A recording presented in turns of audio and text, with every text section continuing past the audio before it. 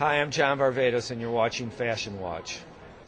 You know, the inspiration is really kind of based on utilitarian wear, and everything we do with inspiration is very loose. We're not a company that really, and I don't really think about things in terms of I'm in 1938 and, you know, this is where I am, or I'm in Paris or whatever. I mean, sometimes they're very loose in terms of that because we always try to stay true to our handwriting, but we really kind of look to utilitarian wear and some of the details on military wear and that type of thing, but really put it into kind of a metropolitan, urban kind of setting in new fabrics, new silhouettes. So it doesn't really, there's nothing literal about it. So whether it's workwear or military details or whatever, it's the great functionality of those things that we reinterpret it into clothes that you're going to wear in the city in a different way, in new fabrics with new fibers and different proportions and that type of thing. So trying to be creative in our own mind, but being kind of turned on by the utilitarian attitude of it all.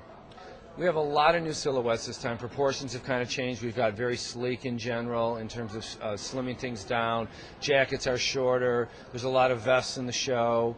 Kind of less fluidness and a little bit more firmness to the fabrics right now. Not as much, soft drapey type of things. It's menswear, so it's tweaks on the silhouettes, but it's for us it's kind of a movement really, because we moved from last season being much slouchier to this season being completely away from slouchy. The grounds of it are based in kind of where we normally are, which is a little earthen kind of grounds, but there's a lot more pops of color than what, teals, what I call swimming pool blues. There's kind of redwood bricky kind of colors. There's like burnt orange, and the mix of color and some bright yellows and things. And the way we mix it is a lot less tonality than what we've done in the past. Usually we're very much in a tonality mode, and this season we kind of moved out of that.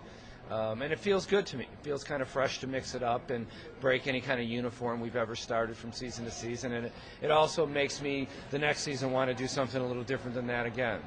Menswear Designer of the Year. Big smile. How's that feel? It's nice. It's really nice to be, I guess, kind of applauded by your peers, and it's a great thing for myself, but it's definitely a great thing for my company and everybody who works so hard to show that, the press, the other designers in our industry who vote for it, the retailers that are involved with voting, that they kind of think what we're doing is great. And from that aspect of it, that's the nicest thing about it, is it's kind of like you got an A on your test, And, when you got those, or that little pat on your back, and everybody needs that sometimes. So it's really a nice thing, and it's such an honor. I'm always laid back about everything, and I just kind of do what I do, and I really, of course, you're aware that everybody's watching.